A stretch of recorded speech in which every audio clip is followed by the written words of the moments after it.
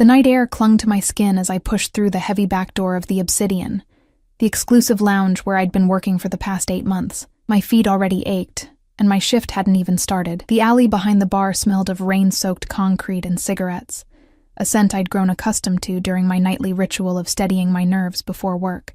Just 6 hours, I whispered to myself, tucking a loose strand of hair behind my ear.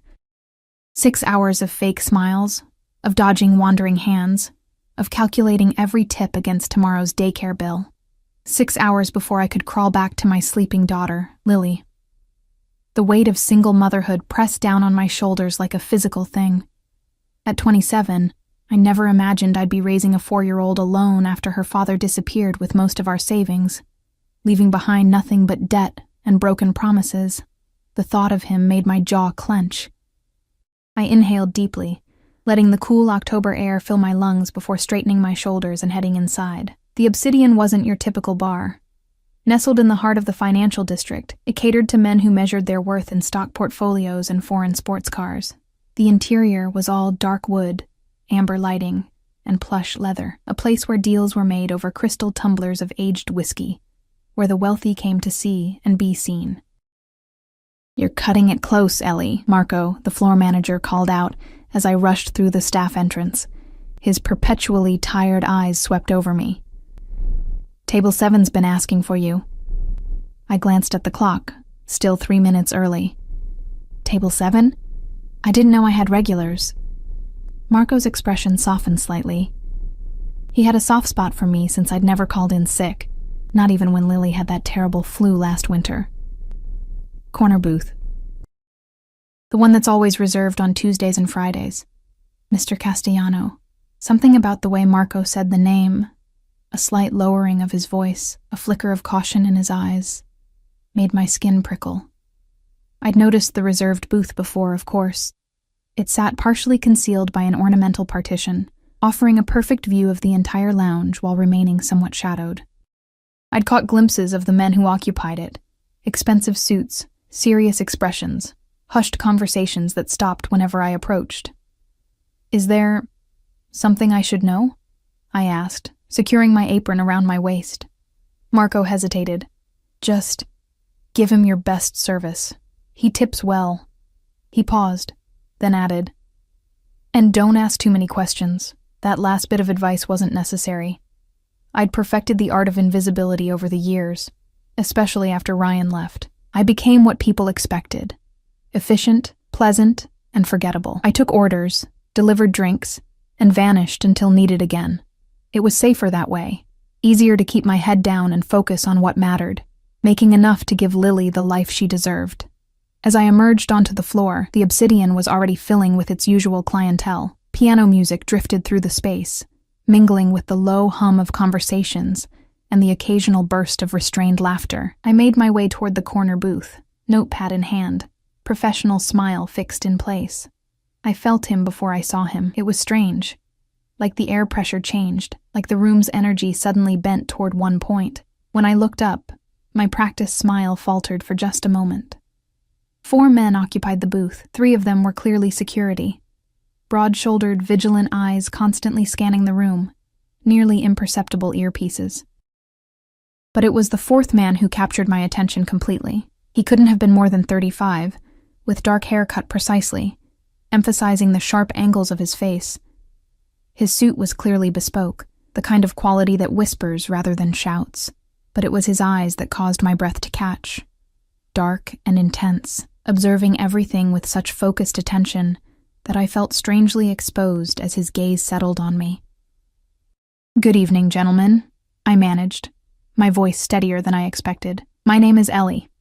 I'll be taking care of you tonight." The 3 security men barely acknowledged me, but the 4th, Mr. Castellano, I presumed, studied me with unsettling intensity. Up close, I noticed other details. A slight scar bisecting his left eyebrow, the gleam of an expensive watch partially concealed by his sleeve, the scent of something woodsy and exclusive that seemed to cut through the ambient smells of the bar. "Ellie?" he repeated, my name sounding different in his deep voice, tinged with what sounded like an Italian accent. "Is that short for something?" The question caught me off guard. Patrons rarely asked for my name, let alone inquired about it. Eleanor, I answered automatically. A slight smile curved his lips. Eleanor, he said, as if testing the name. Bring me a Macallan 25, neat. I noted the order, along with the others' requests, all top-shelf whiskeys or bourbons, and turned to leave. And Eleanor? I paused, looking back over my shoulder. Take your time. His eyes held mine for a beat longer than comfortable. I'm in no rush. Something about his steady gaze made my heartbeat quicken, a warning bell chiming faintly in the back of my mind. I nodded and retreated, feeling his eyes following me all the way to the bar. That was my first conscious encounter with Adrian Castellano, though I would later learn he had been watching me for weeks. That night unfolded like many others. The endless dance of taking orders, delivering drinks, calculating tips, but throughout my shift, I remained acutely aware of his presence, of his gaze finding me across the room whenever I moved within his sightline. When I delivered their third round of drinks, Mr. Castellano's fingers brushed against mine as he took the glass. The contact lasted barely a second, but it sent an unexpected jolt through me. Do you enjoy working here, Eleanor? He asked suddenly. I blinked, caught off guard by the personal question. It pays the bills, I answered cautiously. He studied me for a moment, then reached into his jacket pocket and removed a black credit card, placing it on the table. We're finished for the night. I nodded, taking the card to process their bill. When I returned with the receipt, he had already written in the tip amount, a sum that made my eyes widen slightly. It was more than I'd make in 3 shifts. Thank you, I said quietly, unable to mask my surprise. This is very generous. You have a child? It wasn't a question. I froze, instinctively protective. Excuse me? He gestured subtly toward my wrist, where I wore a simple beaded bracelet. Your bracelet. Those are clearly made by small hands. My fingers went to the uneven strand of colorful beads that Lily had strung together at daycare. I always wore it during my shifts, a tangible reminder of what I was working for. My daughter made it, I admitted, uncertain why I was sharing this with a stranger. She's 4. Something shifted in his expression, a softening so brief I might have imagined it. Children should have their mothers at night, he said, his voice carrying an unexpected weight. Before I could respond, one of his security men murmured something in his ear. Mr. Castellano nodded, then fixed his dark eyes on me once more. Until Friday, Eleanor. It wasn't until they left that I realized he'd spoken as if my serving him again was predetermined, as if some agreement had already been reached without my knowledge. I shivered slightly, telling myself it was just the chill from the air conditioning. The next day passed in its usual blur of domestic chaos. Morning rush to get Lily to daycare, a few precious hours of sleep, laundry, grocery shopping on a painfully tight budget, picking up Lily, dinner, bath time, bedtime stories. The rhythm of our small life, constrained but cherished. As I tucked Lily into bed that night, her small fingers wrapped around my bracelet. Mommy, when will I see Daddy again? The question stabbed through me. Ryan had been gone for almost 2 years, his promises to visit his daughter evaporating like morning mist. I stroked her soft blonde curls, so like her father's. I'm not sure, sweetie. Daddy's very busy. Does he still love me? I swallowed the lump in my throat. Of course he does. Very, very much. She seemed satisfied with this, her eyelids growing heavy. I kissed her forehead and slipped out of her room, leaning against the wall outside her door as tears threatened. The truth was, I had no idea where Ryan was. The last I'd heard, he'd moved west with his new girlfriend, apparently unburdened by the responsibilities he'd left behind. Friday arrived too quickly. As I prepared for my shift, I found myself taking unusual care with my appearance, adding a touch of mascara, wearing my hair down instead of in its usual practical bun. I told myself it was just because tips were better when I made an effort, but a voice in the back of my mind whispered otherwise. The Obsidian was unusually busy that night. As I made my rounds between tables, I kept glancing toward the corner booth. It remained empty, and I felt an unsettling mixture of relief and disappointment. He called earlier, Marco informed me during a brief lull. Said he'd be late, wants you to hold the table. I nodded, ignoring the flutter in my stomach. 2 hours into my shift, I was handling a particularly demanding group of finance types when I felt that familiar shift in the room's energy. I turned to see Adrian Castellano entering the lounge, flanked by his usual security detail. But tonight there was something different about him. A tightness around his eyes, a barely contained tension in his movements. As he passed the bar, his gaze locked with mine. Something electric passed between us across the crowded room, and I nearly dropped the tray I was holding. I quickly turned my attention back to my customers, but I could feel his eyes on me, a tangible weight against my skin. When I finally approached his table, he dismissed his security to another booth nearby. The first time I'd seen him without his entourage. "You look troubled," he observed, as I set a tumbler of Macallan before him, not bothering to wait for his order. "Long day," I replied, maintaining my professional distance. "Your usual?" He nodded, but when I turned to leave, his hand captured my wrist, his grip firm but not painful. "Sit, just for a moment." I glanced nervously at Marco, who was studiously looking anywhere but in our direction. "I'm working," I protested weakly.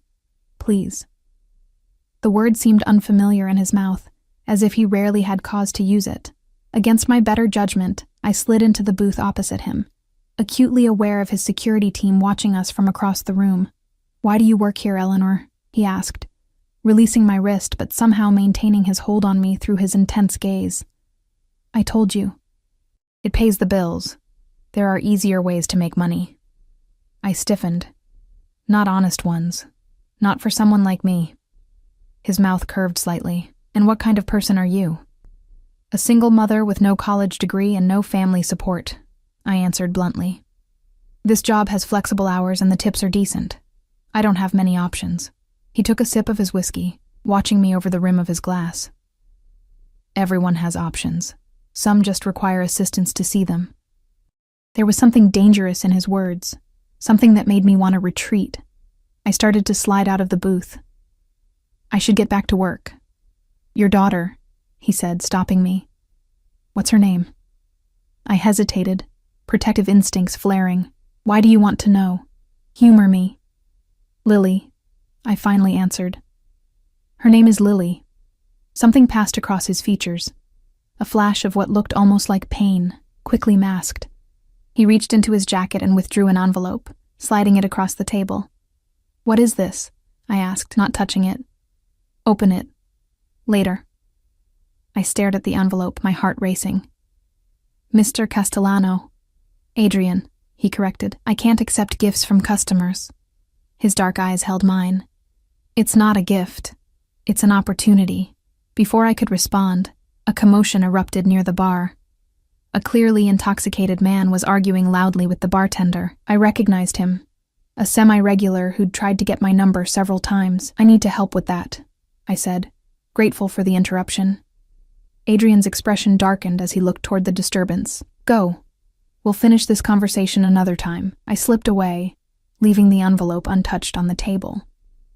For the rest of my shift, I avoided the corner booth, asking another server to handle it. I could feel Adrian watching me, his gaze a physical presence against my skin.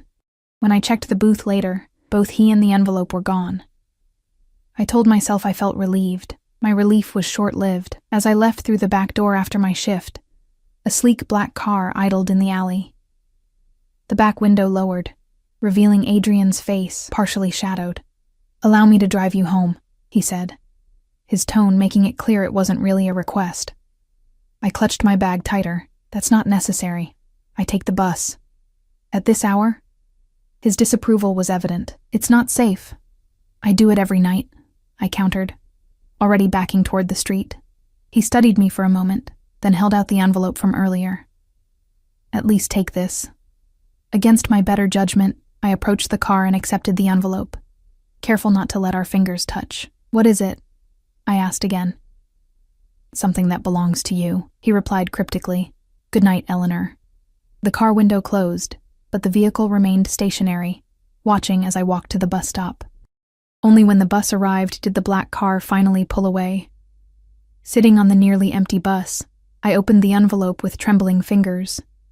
Inside was a check, made out to me for an amount that made me gasp audibly. Clipped to it was a note, written in elegant script on heavy cardstock. For Lily's future, this is not charity. This is the beginning of a conversation. I stared at the check, my vision blurring. It was enough to cover 6 months of rent, to pay off my remaining debt, to start a small college fund for Lily. It was freedom and terror all at once, because nothing in this world comes without strings. And something told me that Adrian Castellano's strings would bind tighter than most. I didn't cash the check. For 3 days, it sat on my kitchen counter like a ticking bomb. I'd stare at it while making Lily's breakfast, the numbers seeming to grow larger each time I looked.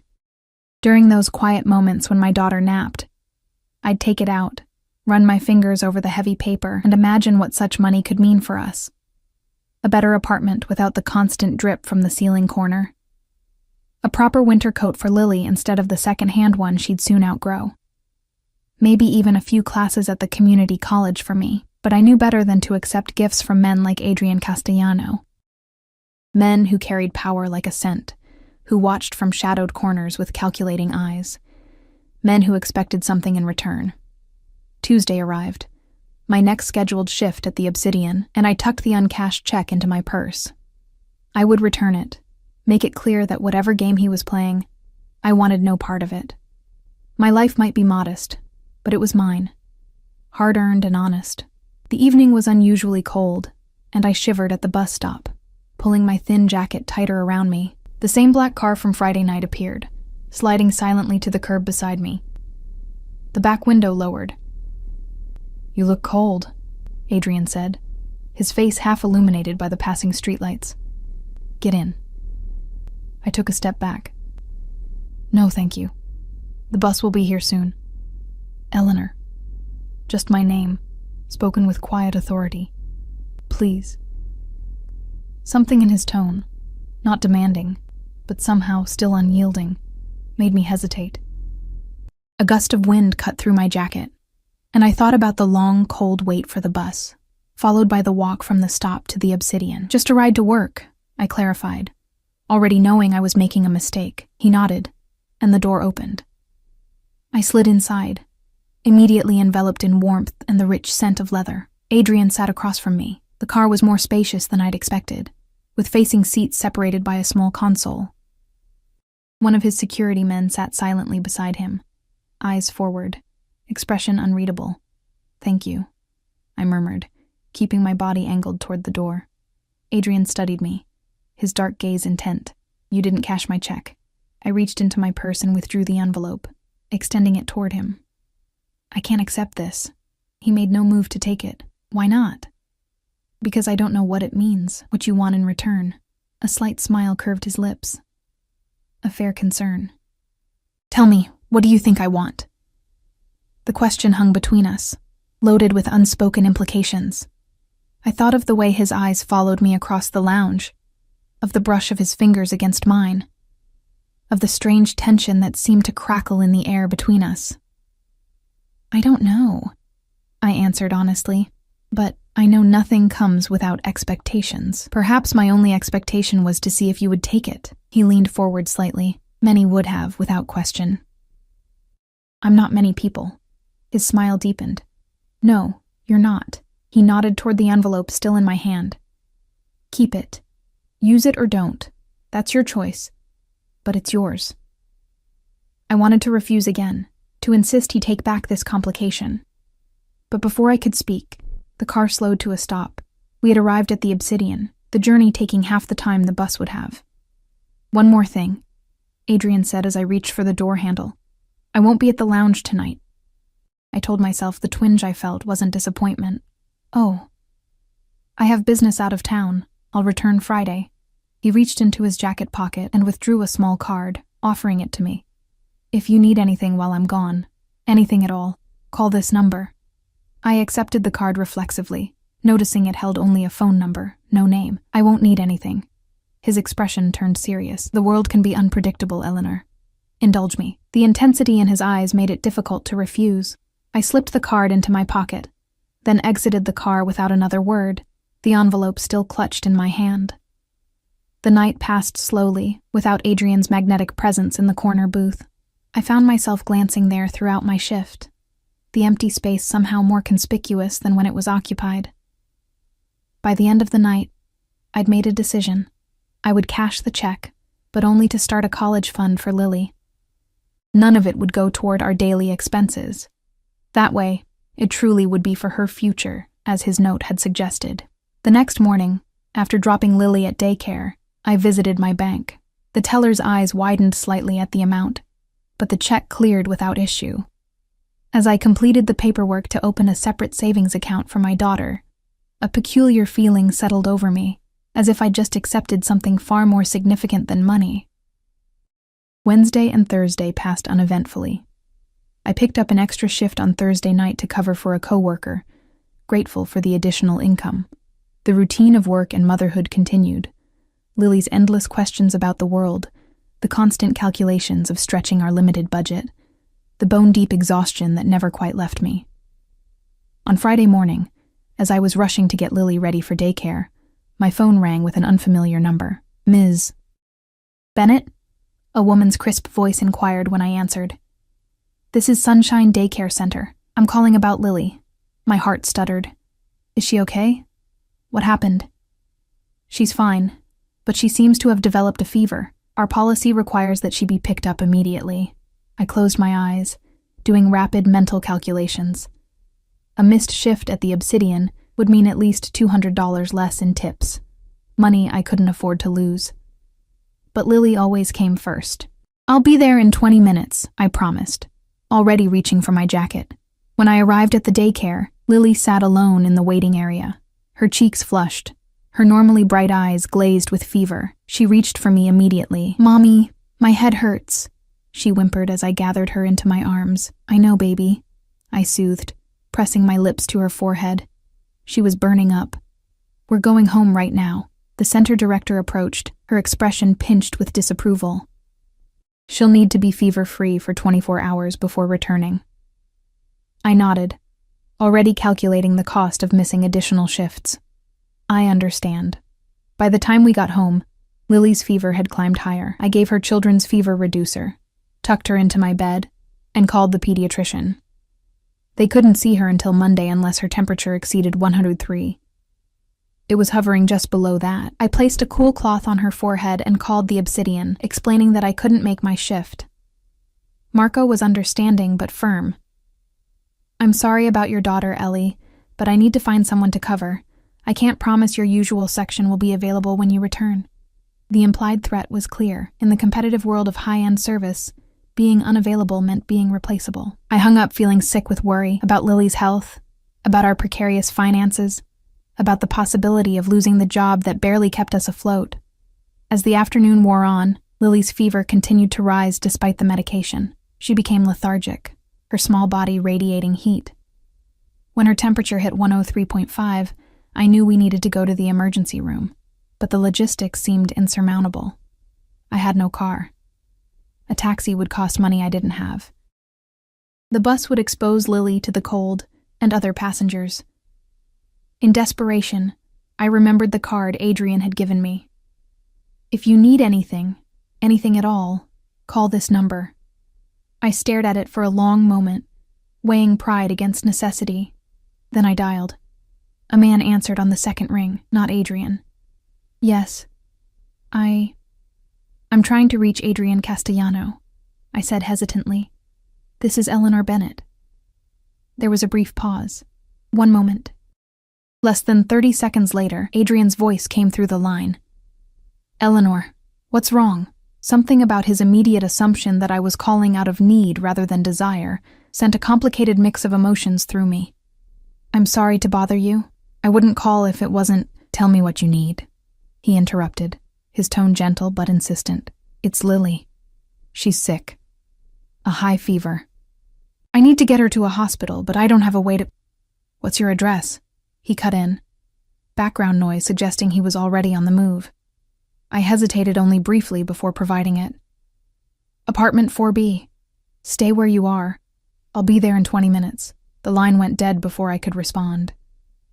I looked down at Lily, her flushed cheeks and labored breathing, and pushed aside my misgivings. Her well-being trumped everything else. True to his word, exactly 20 minutes later, a sharp knock came at my door. I opened it to find Adrian standing there, without his usual security detail. The incongruity of his immaculate appearance against the backdrop of my shabby apartment building struck me forcefully. His eyes moved past me, scanning the small living room before landing on Lily, who was wrapped in a blanket on the couch. "How long has she been like this?" he asked, stepping inside without waiting for an invitation. "The fever started this morning, but it's gotten worse in the last few hours." I closed the door behind him, acutely aware of the contrast between his tailored suit and my faded jeans and t-shirt. Adrian moved to the couch, crouching down to Lily's eye level. "Hello, Lily," he said, his voice softer than I'd ever heard it. "My name is Adrian. I'm going to help you and your mother get to the doctor, okay?" Lily regarded him with fever-bright eyes. "Are you Mommy's friend?" A complicated expression crossed his features. "Yes," he answered simply, then turned to me. "We should go now." Outside, the same black car waited at the curb, engine running. Adrian lifted Lily effortlessly, wrapping her blanket more securely around her as he carried her to the car. I followed with her small backpack containing essentials. Inside the car, I was surprised to find it empty except for the driver, separated by a privacy partition. Adrian settled Lily between us, her small body leaning heavily against my side. "I've arranged for a pediatric specialist to meet us," he said, his tone leaving no room for argument. "Adrian, the emergency room is fine. I just needed transportation. Dr. Levin is one of the best pediatricians in the city," he interrupted calmly. "She's waiting at Mercy Hospital." I blinked in surprise. "How did you—" "That would take days to arrange." A slight smile touched his lips. "Not for me." The implication hung heavily between us, a reminder of the power he wielded, of connections that extended far beyond what I could comprehend. I looked down at Lily, remembering that her well-being was all that mattered right now. "Thank you," I said quietly. Adrian's hand moved across the seat, his fingers briefly brushing against mine. "You don't need to thank me." At the hospital, we bypassed the crowded emergency room entirely, escorted directly to a private exam room where a distinguished-looking woman in a white coat waited. "Mr. Castellano," she greeted with a nod, before turning her attention to Lily. "And you must be my patient. Let's have a look at you, young lady." The next hour passed in a blur of examinations, blood tests, and consultations. "Doctor." Levin diagnosed Lily with a severe case of strep throat that had gone untreated, explaining the high fever. She prescribed antibiotics and insisted on keeping Lily for a few hours of observation and IV fluids.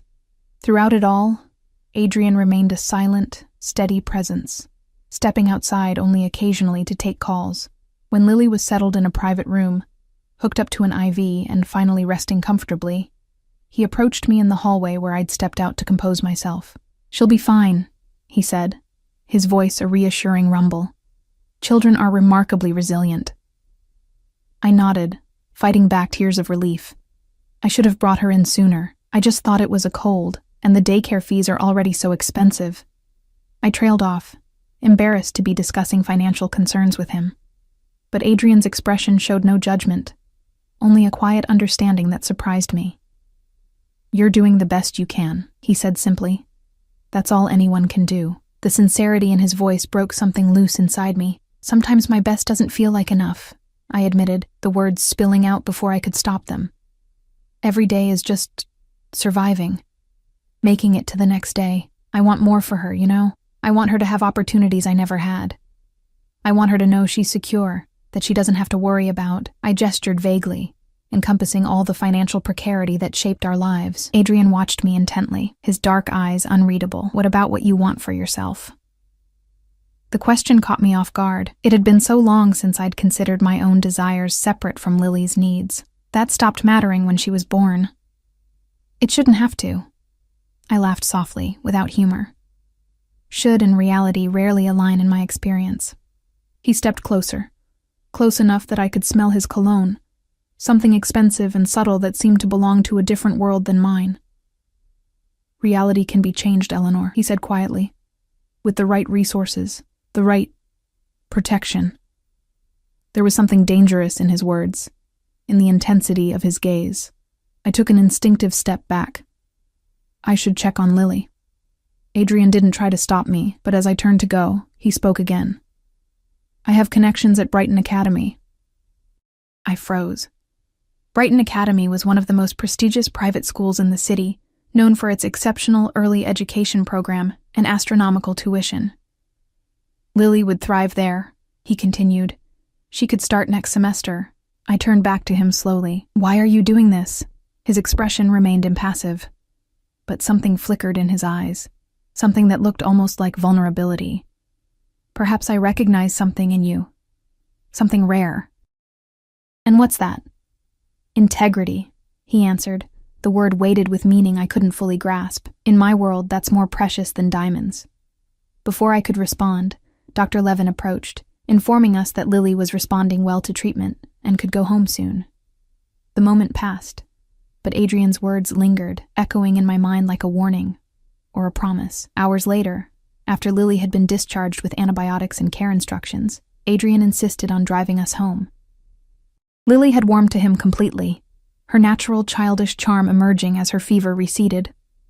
To my surprise, Adrian responded to her incessant questions with patient answers, his usual intimidating demeanor softening in her presence. When we reached my apartment building, Adrian carried a sleeping Lily up the 4 flights of stairs without complaint. I unlocked the door, acutely aware of his eyes taking in the shabby details of my home, the water stains on the ceiling, the mismatched furniture, the thin walls through which neighbors' arguments regularly filtered. I led him to Lily's small bedroom, where he gently laid her on the bed. I covered her with her favorite blanket, brushing the hair from her forehead, relieved to find her skin cooler than before. When I turned, Adrian was examining the drawings tacked to Lily's wall, bright, childish depictions of houses and stick figures. He touched one lightly, a picture of what appeared to be Lily and me, holding hands beside a house much larger and grander than our apartment. She has talent, he observed quietly. She's obsessed with houses, I explained, moving to stand beside him. She draws them everywhere. I think she wants a backyard. Adrian turned to me, our proximity suddenly apparent in the small room. Every child should have a place to belong, he said softly. A true home. Something in his tone suggested he spoke from experience. I found myself wondering about his childhood, about what had shaped him into the man who now stood in my daughter's bedroom, who had arranged specialized medical care with a single call, who looked at my child's drawings with genuine interest. Thank you, I said. For today. For everything. He reached out, his fingertips brushing my cheek in a touch so light it might have been imagined. Get some rest, Eleanor. I'll check on you both tomorrow. It wasn't a question or a request, but a statement of fact. And as I watched him leave, I realized I was no longer certain whether to feel fear or anticipation at the prospect of his return. In the quiet that followed his departure, I sat beside Lily's bed, watching her peaceful sleep. The events of the day replayed in my mind. The ease with which Adrian had stepped into our crisis, the power he wielded so effortlessly, the glimpses of unexpected gentleness beneath his controlled exterior. I didn't understand why he had chosen to insert himself into our lives. What could someone like him possibly want from someone like me? But as I finally rose to go to my own bed, I caught sight of Lily's bracelet on my wrist. The uneven beads a reminder of what mattered most. Whatever game Adrian Castellano was playing, whatever his ultimate intentions, one thing was certain. For Lily's sake, I needed to proceed with extreme caution, because men like him didn't enter your life without changing it completely, for better or worse. And as I drifted toward sleep, I couldn't decide which possibility frightened me more. True to his word, Adrian returned the next day. I opened my door to find him standing there with groceries in one hand and a small package wrapped in colorful paper in the other. You didn't have to do this, I said, stepping aside to let him in. I wanted to. His eyes moved past me, searching. How is she? Much better. The fever broke completely overnight. I took the groceries from him, peeking inside the bag to find organic produce, premium cuts of meat, and other items I normally couldn't afford. This is too much. It's food, Eleanor. Nothing more. His tone was gentle but firm, as if he sensed my pride battling with practicality. The gift is for Lily, As if summoned by her name, my daughter appeared in the hallway, her blonde curls tangled from sleep, her cheeks now carrying a healthy flush rather than the fevered red of yesterday. "You came back," she exclaimed, her face lighting up at the sight of Adrian. Something shifted in his expression, a softening that transformed his features, making him look younger, less guarded. "I promised I would." He crouched down to her level, offering her the wrapped package. "This is for you, to help you feel better." Lily took the gift with wide eyes, looking to me for permission. At my nod, she tore into the wrapping paper with the unbridled enthusiasm only a child can muster. Inside was a plush teddy bear wearing a tiny doctor's coat and stethoscope. "He can take care of you when you're sick," Adrian explained, watching her reaction closely. Lily hugged the bear tightly, then, to my surprise, threw her arms around Adrian's neck. "Thank you. I'm going to name him Dr. Bear." For a moment, Adrian seemed frozen, unaccustomed to such uninhibited affection. Then, hesitantly, he returned her embrace, his large hand patting her back with unexpected tenderness. When he stood, I caught a glimpse of something raw in his eyes, before his usual composed mask slid back into place. "Are you hungry?" I asked, partly to break the moment. "I was about to make breakfast. I'd like that," he replied, following me to the small kitchen while Lily retreated to show Dr. Bear her room. There was something surreal about Adrian Castellano standing in my cramped kitchen, his expensive suit and commanding presence at odds with the chipped countertops and aging appliances. Yet he moved through the space with ease, helping me unpack the groceries he'd brought, asking where things belonged as if this were the most natural thing in the world. "You didn't return to work yesterday," he observed as I started preparing pancake batter, a special treat for Lily that I could now afford thanks to his groceries. I whisked the mixture with more force than necessary. "No. Lily needed me." "Will there be consequences?" I hesitated, the reality of my situation settling heavily on my shoulders. "Possibly. Marco implied my regular section might not be available when I return." Adrian's expression darkened. "I'll speak with him." "No," I said quickly, setting down the bowl. "Please don't. I don't want special treatment."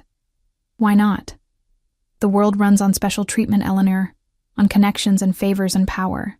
Not my world."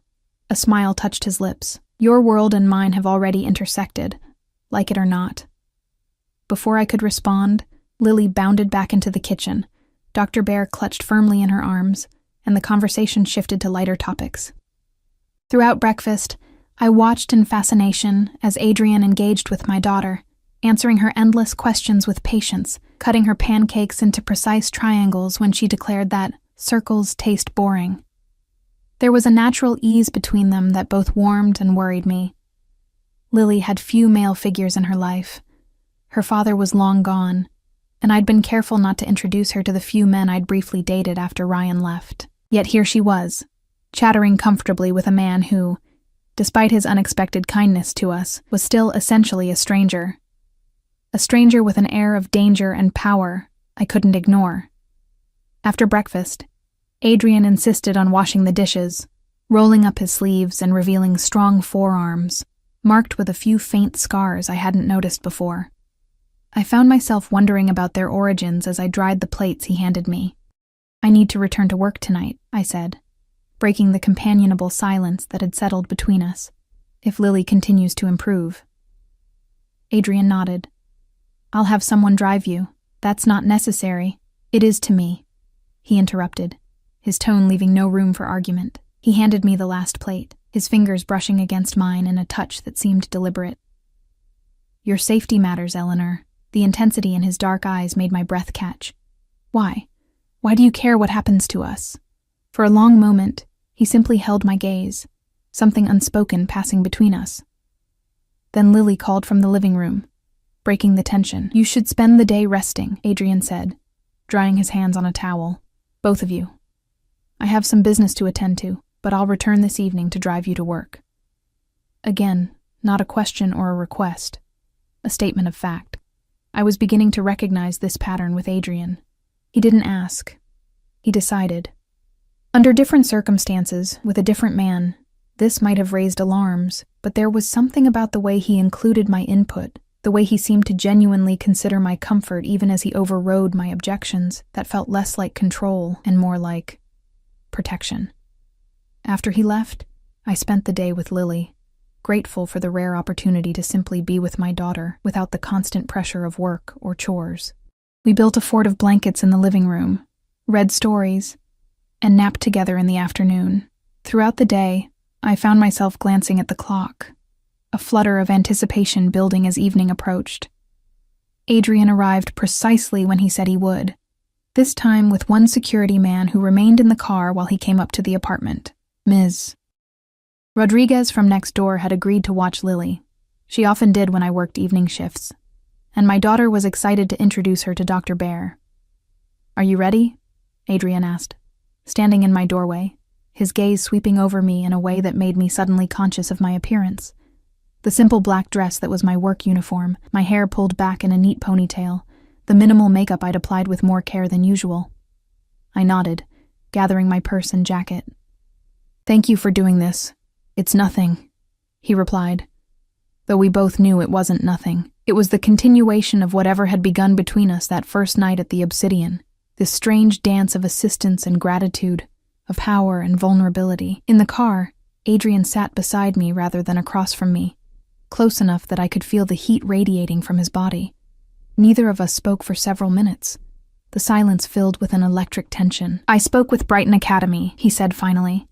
"They have an opening for next semester." I stiffened. "Adrian, I can't afford. It's been taken care of." I turned to face him fully. "What does that mean?" His expression remained calm, unreadable. "It means Lily has a place if you want it for her. A full scholarship. There's no such thing as a free scholarship," I said carefully. "What would be expected in return?" Adrian's dark eyes held mine. "Nothing from you, Eleanor. Consider it an investment in potential." "Lily's potential?" A slight smile curved his lips. "Hers. And perhaps yours." There was a weighted meaning in his words that I couldn't fully decipher. "I don't understand what you want from us."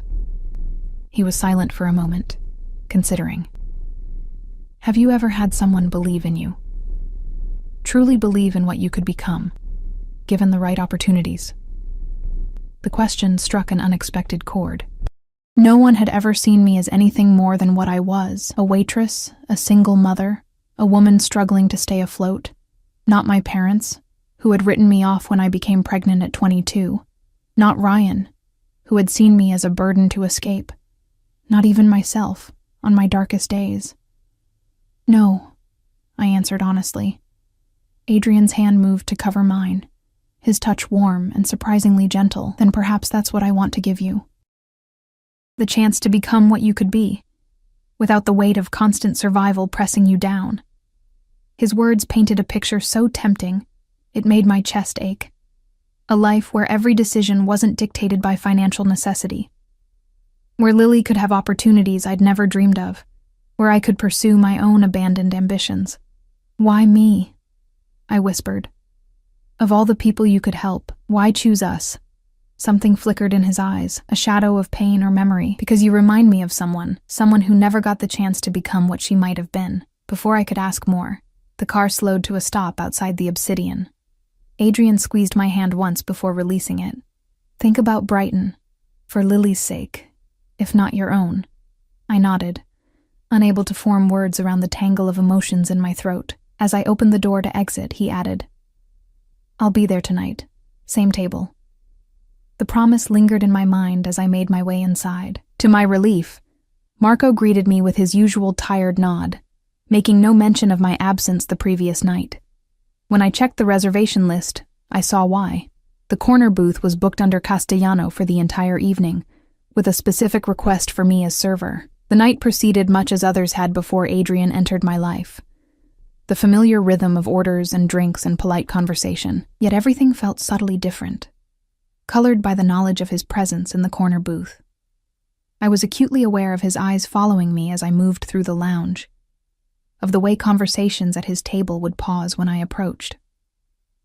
Tonight, he wasn't alone. Besides his usual security, a woman sat beside him, stunningly beautiful, with sleek dark hair and the kind of confidence that comes from a lifetime of privilege. Something hot and unfamiliar twisted in my stomach as I watched them lean close in conversation, her manicured hand resting casually on his arm. Ellie. Marco's sharp voice pulled me from my thoughts. Table 12 needs their check, I nodded, forcing my attention back to my job.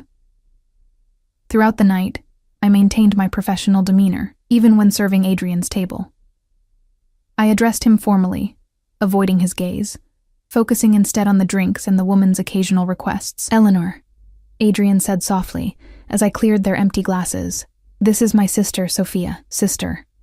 The relief that flooded through me was so immediate and intense that I nearly dropped the tray I was holding. The woman, Sophia, gave me a knowing smile that suggested she hadn't missed my reaction. So you're Eleanor, she said, studying me with eyes identical to her brother's. Adrian has mentioned you. I glanced at him, surprised. Has he? Incessantly, Sophia replied with a mischievous grin, though he failed to mention how pretty you are. I felt heat rise to my cheeks. Can I get you anything else? Actually, Adrian interjected, Sophia was just leaving. He gave his sister a pointed look that she returned with an amused shrug. Duty calls, she explained to me, gathering an elegant purse. But I do hope we'll meet again, Eleanor. Perhaps under less formal circumstances. After she departed, escorted by one of the security men, the atmosphere at the table changed. Adrian dismissed the remaining guard with a subtle gesture, leaving us alone when I returned with his usual Macallan. Your sister seems nice, I offered, setting the drink before him. She's a menace, he replied, but with obvious affection, and far too interested in my personal affairs. Is that what I am? The question slipped out before I could stop it. A personal affair? His dark eyes met mine, intense and unreadable. You are unexpected, Eleanor. In my life, unexpected things are rarely welcome. They represent variables, complications, potential weaknesses. He took a sip of his whiskey, never breaking eye contact. Yet, here you are. The weight of his words settled between us, heavy with implications I wasn't sure I was ready to face. I took a step back. I should check on my other tables. Adrian nodded. When does your shift end tonight? Midnight. I'll be here. The remaining hours of my shift passed in a blur of routine tasks, though I remained hyper-aware of Adrian's presence in the corner. He stayed the entire time, occasionally speaking on his phone, but mostly observing the room, and me, with calculated attention. As midnight approached, an unexpected commotion erupted near the entrance. A man's raised voice cut through the lounge's subdued atmosphere. I turned to see a face that sent ice through my veins. Ryan, Lily's father, arguing with the host at the door. He was clearly intoxicated, his handsome features flushed with alcohol and anger. I just want to talk to Ellie, he insisted loudly. She works here, right? Eleanor Bennett. I froze, panic rising in my throat. I hadn't seen Ryan in almost 2 years, had no idea he even knew where I worked. From the corner of my eye, I saw Adrian stiffen, his attention razor-sharp as he took in the scene. Marco approached Ryan, trying to defuse the situation. Sir, I'm going to have to ask you to leave. We don't allow... There she is! Ryan spotted me, pushing past Marco with the reckless confidence of the thoroughly drunk. Ellie, baby, I've been looking everywhere for you. I took an instinctive step back as he approached, my heart hammering against my ribs. Ryan, what are you doing here? I came to see you. He reached for me, his movements clumsy. I miss you. I miss Lily. I made a mistake, baby. You need to go, I said firmly, though my voice trembled slightly. You're drunk, and I'm working. His expression darkened. Still got that stick up your ass, huh? Always so fucking righteous. He grabbed my wrist, his fingers digging painfully into my skin. I have a right to see my daughter. Let go of me, I hissed, trying to pull away without causing a bigger scene. The last thing I needed was to lose my job over this. Ryan's grip tightened. We need to talk about... The lady asked you to let go. Adrian's voice, though quiet, cut through the tension like a blade. He stood just behind Ryan, his posture relaxed, but his eyes cold with a contained fury that made my blood run cold. Ryan turned, sizing Adrian up with the poor judgment of the deeply intoxicated. "Who the fuck are you? Her new sugar daddy?"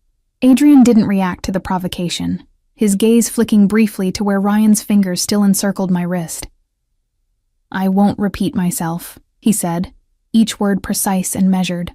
Something in his tone, the absolute certainty that he would be obeyed, seemed to penetrate even Ryan's alcohol-fogged brain. He released my wrist, taking a small step back. "Whatever, man. This is between me and her." Ryan turned back to me. "I need money, Elle. Just a loan until I get back on my feet. For Lily's sake." The familiar pattern, Ryan's promises, his manipulations, the way he wielded our daughter as a tool to get what he wanted, ignited a spark of anger that burned through my fear. "You don't get to use her name," I said, my voice stronger now. "Not after disappearing for 2 years. Not after everything you've put us through." Ryan's face twisted with rage. "You self-righteous bitch. I have rights." He never finished the sentence. In one fluid motion, Adrian stepped between us, his hand closing around Ryan's throat with precise pressure, not enough to choke, but enough to command complete attention. "Rights," Adrian repeated, the word dripping with contempt. "Let's discuss rights." He leaned closer to Ryan, whose eyes had widened with sudden, belated sobriety. "You surrendered any rights when you abandoned your child, when you put your hands on her mother in my establishment." My breath caught. My establishment. The implications of those 2 words crashed over me like a wave. "I own this place," Adrian continued, his voice dropping to a dangerous murmur that somehow carried clearly to my ears, "and several others throughout the city. I have connections in places you've never heard of. I can make things very difficult for a man with your history." Ryan paled visibly. "Look, I didn't know. Now you do." Adrian released him with a slight push. "If you contact Eleanor again without her explicit invitation, if you come within 100 feet of her or her daughter, I will ensure it's the last mistake you ever make. Am I perfectly clear?" Ryan nodded jerkily. All bravado evaporated. He cast one last frightened glance at me before hurrying toward the exit, nearly tripping in his haste to escape. The lounge had gone silent during the confrontation, all eyes on us. Adrian turned to the room at large, his expression smoothly transitioning to one of polite authority. "Please, enjoy your evening," he said, his tone suggesting that nothing unusual had occurred. "The next round is on the house." The subtle command worked. Conversations gradually resumed, attention shifting away from us. Marco approached, his expression a mixture of concern and deference I'd never seen him direct toward me. "Take the rest of the night off, Ellie," he said quietly. "With pay." "Mr. Castellano's orders." I nodded numbly, unable to form words. Adrian's hand settled gently on the small of my back, guiding me toward the staff area. "Get your things," he murmured close to my ear. "I'm taking you home." In the back room, my hands trembled as I gathered my purse and jacket. The events of the past few minutes replayed in my mind. The sudden appearance of Ryan, Adrian's intervention, the revelation that he owned the Obsidian. Owner. Not just a powerful customer, not just a wealthy patron, but my actual employer. When I emerged, Adrian waited by the back door, his posture tense but controlled. In the harsh fluorescent light of the hallway, I could see the dangerous edge that lurked beneath his polished exterior more clearly than ever. "You own the bar," I said, as we stepped into the alley.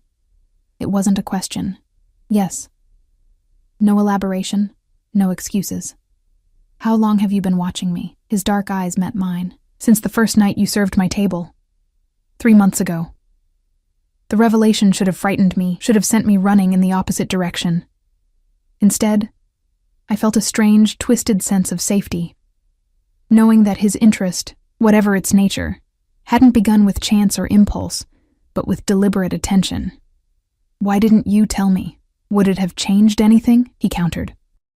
"Would you have accepted my help more readily, knowing I was your employer? Or would you have run?"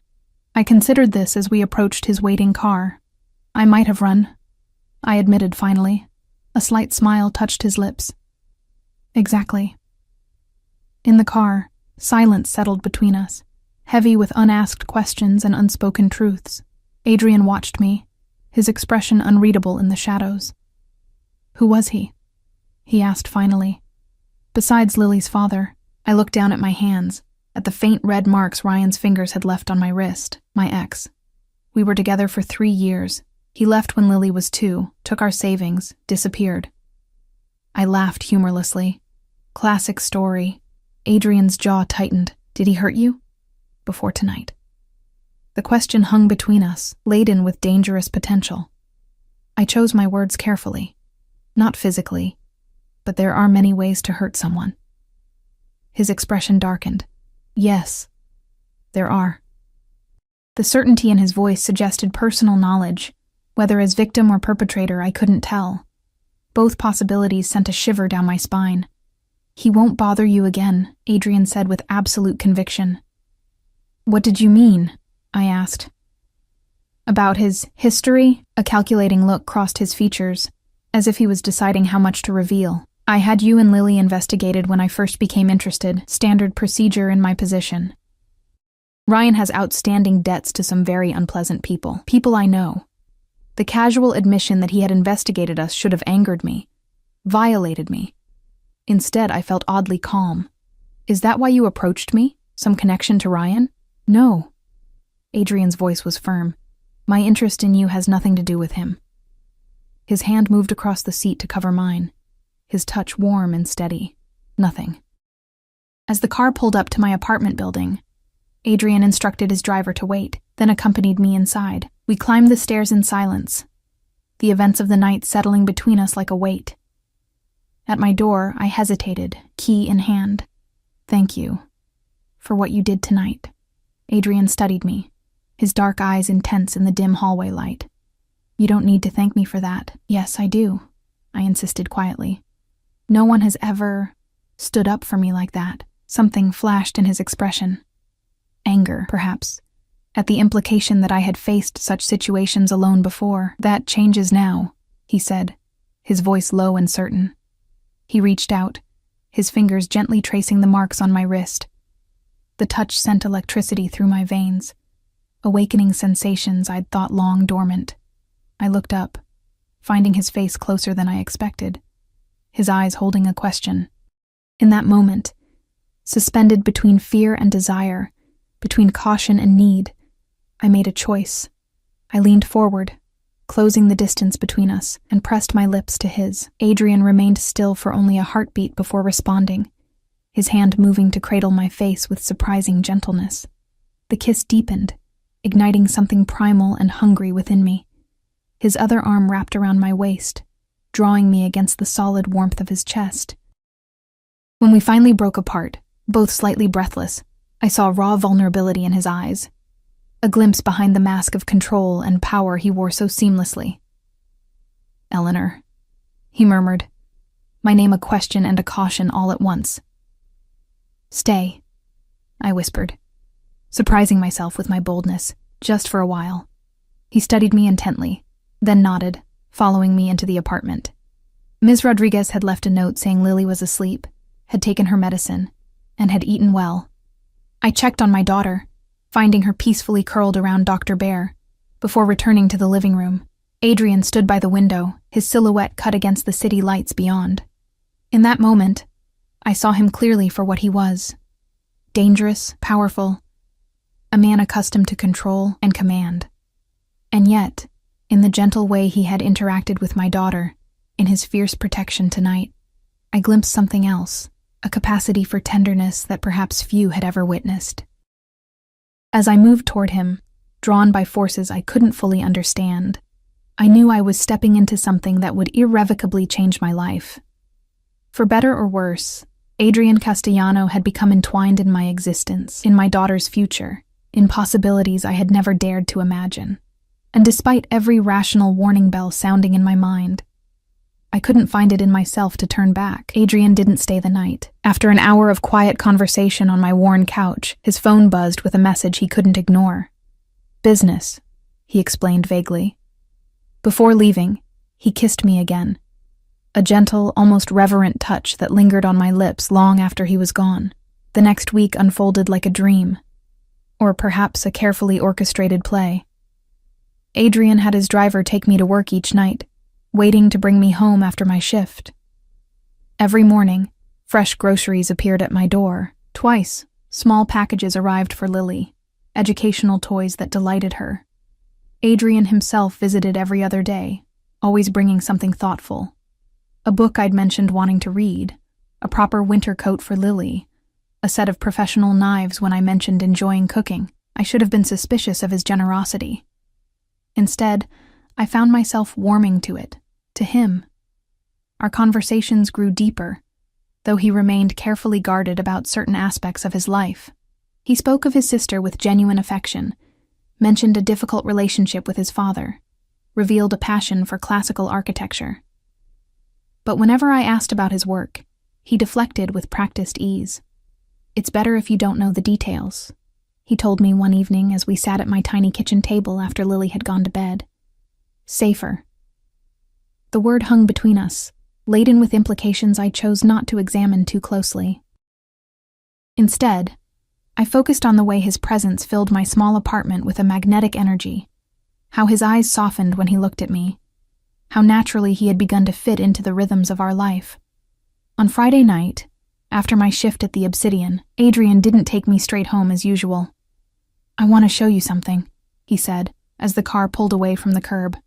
"Do you trust me?" The question carried weight beyond the immediate moment. Did I trust him? This man who had appeared in my life so suddenly, who wielded power like a second skin, whose world clearly operated by different rules than mine. "Yes," I answered, surprising myself with the certainty I felt. We drove to a quiet residential neighborhood filled with elegant brownstones. The car stopped before one particularly beautiful building with gleaming windows and a small, immaculately maintained garden visible through wrought iron fencing. "What is this place?" I asked, as Adrian helped me from the car. "A possibility," he replied cryptically, guiding me up the steps with a hand at the small of my back. He unlocked the door with a key produced from his pocket, revealing an interior that took my breath away. High ceilings, hardwood floors, walls painted in soft, warm tones, and tasteful furniture that invited comfort without sacrificing elegance. "This is yours?" I asked, moving slowly into the space, taking in the details. "It could be yours," he corrected quietly, "and Lily's." I turned to him, stunned. "What?" Adrian approached, his expression serious. "This apartment has 3 bedrooms, a study that could be converted to a playroom, and a garden where Lily could have that backyard she dreams of. It's 5 blocks from Brighton Academy." "Adrian," I began, overwhelmed by what he was suggesting. "I can't accept this. It's too much." "Is it?" He moved closer, his dark eyes intent on mine. "Tell me something, Eleanor. Are you happy in that apartment? Does Lily have the space she deserves? Do you feel safe there, especially after Ryan's appearance?" The mention of Ryan sent a chill through me. Though I hadn't seen or heard from him since that night at the Obsidian, the memory of his angry, desperate face lingered in my nightmares. "No," I admitted, "but I can't just accept a home from you." "Why not?"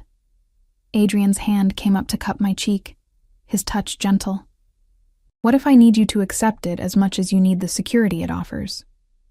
Something in his voice, a vulnerability I rarely glimpsed, made me ask, "What do you mean?" He was silent for a long moment, his thumb tracing the curve of my cheekbone. "I've spent my life surrounded by people who want things from me. My money, my influence, my protection. Never just me." His eyes held mine, filled with an emotion I couldn't fully decipher. "Until you. You've given me so much," I whispered. "I have nothing to offer in return." "That's precisely why He stopped himself, seeming to reconsider his words. "That's what makes you different, unique." He led me through the rest of the apartment, showing me each carefully designed room, the master bedroom with its luxurious ensuite bathroom, the second bedroom, already furnished with a child's canopy bed and bookshelves, the third bedroom, set up as a guest room but which, he suggested, could be converted to whatever purpose I desired. In the kitchen, a chef's dream with marble countertops and top-of-the-line appliances, Adrian pulled me close, his arms encircling my waist. "Say yes," he murmured against my hair. "Let me give you and Lily this safety." I leaned into his embrace, torn between pride and practicality. What would people think? What would Lily think when she's old enough to understand? "What people think has never concerned me," he replied. "As for Lily, we'll cross that bridge when we come to it." We. The casual use of the plural sent a flutter through my chest. Adrian had been in our lives for such a short time, yet I could no longer imagine a future without him in it. "I need to think about it," I said finally. He nodded, accepting my hesitation without argument. "Of course." Later that night, as we stood outside my apartment door, Adrian kissed me with an intensity that left me breathless. "I'll call you tomorrow," he promised. But tomorrow came and went without word from him. So did the next day. By Sunday evening, a cold knot of anxiety had formed in my stomach. Had he grown tired of my reluctance? Had my failure to immediately accept his generous offer offended him? Monday brought my day off from the Obsidian. As I helped Lily build a tower of blocks on our living room floor, a sharp knock at the door interrupted our play. I opened it to find Sophia, Adrian's sister, her usual elegance somewhat diminished by the tension evident in her posture. "May I come in?" she asked, her voice strained. "It's about Adrian." Fear gripped me as I stepped aside to let her enter. "What's happened? Is he okay?" Sophia cast a meaningful glance at Lily, who watched us curiously from her spot on the floor. I nodded in understanding. "Lily, sweetheart, why don't you take Dr. Bear to your room for a bit? Mommy needs to talk to this lady." Once Lily had disappeared down the hallway, Sophia spoke in a low, urgent tone. "Adrian's been arrested." The words hit me like a physical blow. Arrested? For what, officially? Racketeering, tax evasion, obstruction of justice. She ran a hand through her perfectly styled hair, a gesture so reminiscent of her brother that it made my chest ache. In reality, it's a power play by a rival organization. They've been planning this for months, building a case with the help of someone on the inside. The implications of her words settled over me slowly. I'd suspected Adrian's business wasn't entirely legitimate, had recognized the signs of authority and danger that surrounded him. But hearing it confirmed so plainly made it impossible to maintain the comfortable ignorance I'd cultivated. "What happens now?" I asked, my voice barely audible. "His lawyers are working on bail, but the prosecution is arguing he's a flight risk." Sophia's dark eyes, so like Adrian's, held mine intently. "There's something you need to know, Eleanor. Something Adrian should have told you himself." My heart hammered against my ribs. "What?" "The reason he approached you initially, it wasn't random." She hesitated, choosing her words carefully. "Your ex, Ryan. He worked for Adrian's organization briefly, about 3 years ago. He was caught skimming money, selling information to competitors. The floor seemed to shift beneath my feet. What are you saying? Adrian was going to deal with him, permanently. But then he learned Ryan had a child. A daughter." Sophia's expression softened. "Adrian has a code. Children don't suffer for their parents' mistakes. So instead of having Ryan eliminated, he exiled him, threatened him to stay away from the city, from his connections. It was meant to be a mercy." I sank onto the couch, trying to process this revelation. "So when Adrian saw me at the Obsidian, he recognized your name from the investigation into Ryan. He was curious. He wanted to see what kind of woman had been caught in Ryan's web, whether you were involved in his schemes." Sophia sat beside me, her voice gentler now. But what he found was something he never expected. Someone honest, hardworking, devoted to her child. Someone who reminded him of our mother. "Your mother?" A shadow passed over Sophia's face. "She died when Adrian was 15, I was 12. Cancer. Our father changed after that. Became harder, colder. Adrian took the brunt of it, protecting me." She reached for my hand, squeezing it gently. "He sees himself as a protector, Eleanor. Always has." I thought of the way Adrian interacted with Lily, the fierce protectiveness he'd shown toward me with Ryan, his insistence on providing us a safer home. The pieces began to fit together in a new pattern. Why are you telling me this now? I asked. Because Adrian has been asking for you since his arrest. He won't speak to his lawyers until he sees you. Sophia reached into her purse and withdrew an envelope. He asked me to give you this, and to take you to him, if you're willing. With trembling hands, I opened the envelope. Inside was a letter written in Adrian's precise handwriting. Eleanor, if you're reading this, circumstances have forced a conversation I've been avoiding. By now, Sophia will have told you some truths about me, about how our paths first crossed. There is more, much more, that you deserve to know. I planned to reveal everything when the time was right. I wanted to give you the chance to know me, the man, not the reputation, before you learned the nature of my business. Perhaps that was selfish. Perhaps I feared losing what was beginning to grow between us. I am not a good man by conventional standards. I've done things I can never undo. But I've tried to live by a code, to protect those who deserve protection, to keep my word once given.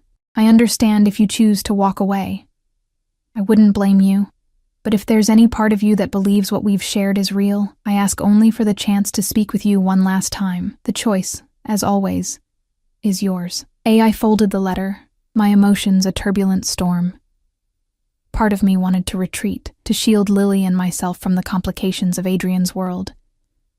Another part remembered the tenderness in his eyes when he looked at my daughter, the gentle strength of his arms around me, the way he made me feel simultaneously protected and empowered.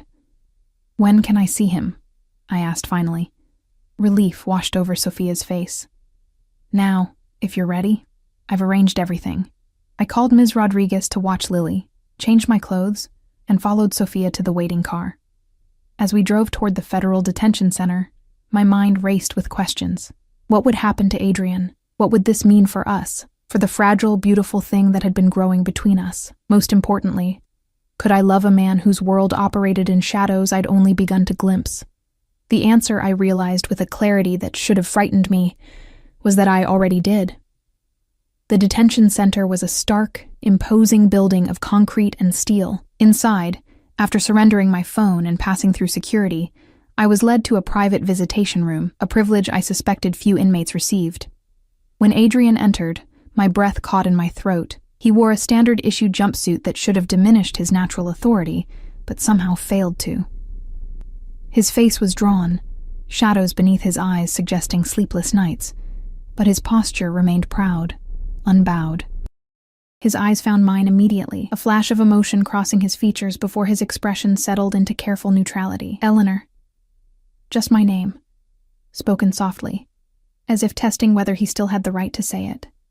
Adrian. I remained seated at the metal table, hands folded before me. He took the seat opposite, maintaining a careful distance. Up close, I could see the toll of the past days, the tension in his jaw, the weariness etched into the lines around his eyes. Thank you for coming, he said formally. I wasn't sure you would. I wasn't sure either, I admitted. Sophia told me about Ryan, about why you noticed me. Adrian nodded slowly. I should have told you myself. Yes, you should have. I met his gaze directly. What else haven't you told me? He held my eyes for a long moment, then spoke with measured precision. I am the head of an organization that controls several legitimate businesses throughout the city, including the Obsidian. We also control certain less legitimate enterprises. Gambling, primarily, some loan operations, protection services. The clinical way he described his criminal empire should have terrified me. Instead, I found myself appreciating his honesty, however belated. And the charges against you? I asked. Orchestrated by rivals, executed by corrupted officials, but not entirely without foundation. His mouth curved in a humorless smile. No one in my position has entirely clean hands, Eleanor. I thought of his hands. Strong, elegant, capable of violence, but also of surprising gentleness when holding mine, when touching my face, when helping Lily build her block tower. What happens now? I asked, echoing my earlier question to Sophia. My lawyers will negotiate. Evidence will mysteriously become compromised. Witnesses will reconsider their statements.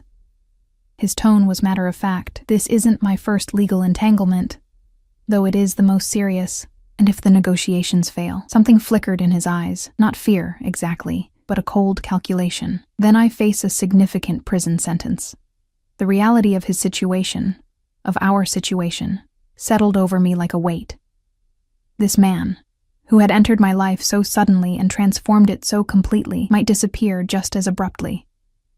"Adrian," I began, uncertain what I even wanted to say. "I don't know if I can—" "I'm not asking you to wait," he interrupted, his voice gentle but firm. "I'm not asking for promises or commitments. What I'm offering hasn't changed. The apartment, Lily's education, your financial security. All of it is arranged regardless of what happens to me." "I don't want your money," I said, a flare of anger rising unexpectedly. I wanted... "What?" he pressed when I faltered. "What did you want from me, Eleanor?" The question pierced through my confusion, forcing me to confront the truth. "I wanted you," I whispered. "Just you." Adrian's expression transformed, the careful mask slipping to reveal raw vulnerability. He reached across the table, his hand stopping just short of touching mine. "You have me, in whatever capacity remains possible."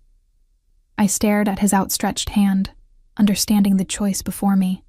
I could walk away now, protect myself and Lily from further entanglement with his complicated, dangerous world. Or I could accept what he offered, not just the material security, but the connection we'd formed, imperfect and fragile though it might be. Slowly, deliberately, I placed my hand in his. His fingers closed around mine, warm and solid. "I need you to promise me something," I said, my voice steadier than I expected. "No more secrets, no more half-truths.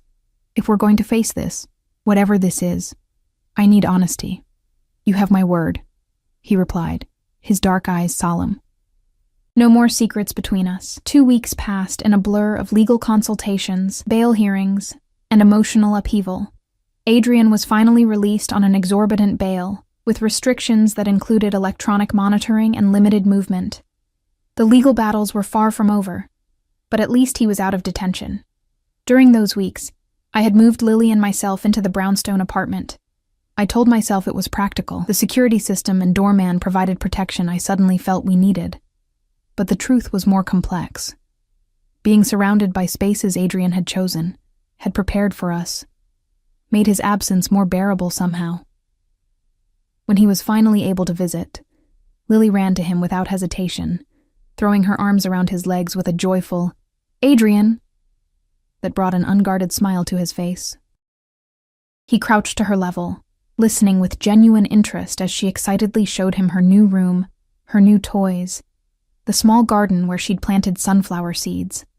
Later, after Lily was asleep, we sat in the living room, the city lights glimmering beyond the windows. Adrian looked both out of place and perfectly at home in this setting. The elegant furnishings suited him, yet there was a tension in his posture that hadn't been there before his arrest. "My lawyers are optimistic," he said, swirling amber liquid in a crystal glass. "The case against me is already beginning to unravel." "Because of your influence?" I asked. No judgment in my tone, just a desire to understand. "Partly." He met my eyes, honoring our promise of truth, but also because much of the evidence was fabricated or obtained illegally. Even legitimate law enforcement can't build a case on such foundations.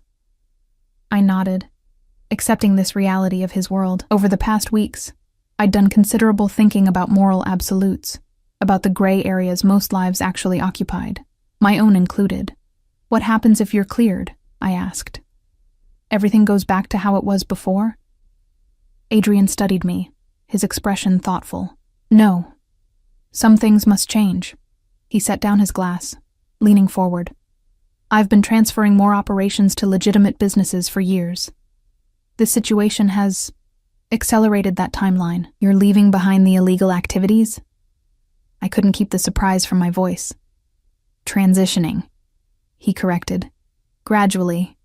Some ventures are more complicated to unwind than others. But yes, eventually." His eyes held mine intently. "Not because I've suddenly developed conventional morality, Eleanor, but because I've found something worth protecting more than my empire." The weight of his words, the implication behind them, made my heart race. "Adrian, I love you." He said it simply, directly, the declaration hanging in the air between us. I didn't expect to. Didn't want to initially, but I do. For a moment I couldn't speak, overwhelmed by emotions I'd been holding at bay. This is crazy, I finally managed. We barely know each other, don't we? He moved to sit beside me, taking my hands in his. I know you work harder than anyone I've ever met. I know you'd sacrifice everything for Lily without hesitation. I know you're intelligent, compassionate, stubborn. A small smile touched his lips. I know you sing under your breath when you think no one's listening. I know you take your coffee with too much sugar. That you sleep curled on your right side. That you're afraid of thunderstorms but pretend not to be for Lily's sake. Tears pricked at my eyes, unexpected and unwelcome. When did you notice all that? From the beginning. His thumb traced circles on my palm. I see you, Eleanor. All of you. And you still want this? Us? I gestured vaguely, encompassing the complicated reality of our situation, even with everything happening, especially now. His expression was more open, more vulnerable than I'd ever seen it. What I feel for you, for Lily, it's become my anchor, my reason to fight, to change, to become something better than what I've been. In that moment, looking into his eyes, I recognized the truth I'd been fighting. I loved him too. Despite the complications, despite the danger, despite the uncertain future. Or perhaps because of all those things, because he had shown me strength and tenderness in equal measure, had offered protection without demanding subjugation, had seen value in me when I'd forgotten my own worth. I love you too, I whispered. The admission both terrifying and liberating. The months that followed were not easy. Adrian's legal battles continued. Though gradually, as he had predicted, the case against him weakened. I returned to work, not at the Obsidian, but at a small cafe near Lily's new school, a job that allowed me to be home when she finished classes. Adrian divided his time between his business obligations, legal meetings, and us. He never stayed overnight when Lily was home, careful to maintain appropriate boundaries as we navigated this new relationship. But he became a steady presence in our lives, helping with homework, teaching Lily to play chess, joining us for dinner most evenings. Gradually, cautiously, we built something that felt like family, not perfect, not conventional, but real and solid and ours. One evening, nearly a year after our first encounter at the Obsidian, Adrian took me to dinner at an exclusive restaurant overlooking the harbor. As we finished our meal, he reached across the table for my hand. The last charges were dismissed today, he said, his expression a complex mixture of relief and determination. The case is closed. Joy surged through me. That's wonderful news. There's more. He hesitated, something uncharacteristically uncertain in his manner. The restructuring of my businesses is nearly complete. Everything above board, legitimate. A wry smile. Mostly legitimate. I returned his smile, understanding that change, real change, came in degrees. I'm proud of you. His expression softened. There's one more thing I want to change. He reached into his jacket pocket, withdrawing a small velvet box. One more step toward becoming the man you deserve. My breath caught as he opened the box, revealing a stunning diamond ring, elegant and understated rather than ostentatious, perfectly aligned with my taste. Eleanor Bennett, he said, his voice steady despite the emotion in his eyes. Will you marry me? Time seemed to suspend as I looked at the ring, at his face, at the future he was offering. Not a perfect future. There would always be shadows in Adrian's past, always be elements of his world that operated in gray areas, but a future built on truth, on mutual respect, on the love that had grown between us despite every obstacle. Yes, I answered, certainty filling me completely. Yes, I will. Later that night, as we stood in the garden behind our brownstone, Adrian's arms around me as we gazed at the stars, visible through the city's light pollution, I thought about the journey that had brought us here. From a vulnerable single mother and a powerful, isolated man to partners, to family, to a future neither of us could have imagined that first night at the Obsidian. What are you thinking? Adrian murmured against my hair. That sometimes the most unexpected beginnings lead to the most beautiful destinations, I replied. turning in his embrace to face him. His smile, rare and genuine, warmed me from within. "And this is just the beginning," he promised, sealing the words with a kiss that tasted of certainty, of belonging, of home. In his arms, with Lily sleeping peacefully upstairs, I knew he was right. Whatever challenges lay ahead, we would face them together. The former waitress and the reformed mafia boss, building a life that defied expectations but fulfilled our deepest needs: love, family, and the courage to become more than our pasts had prepared us to be.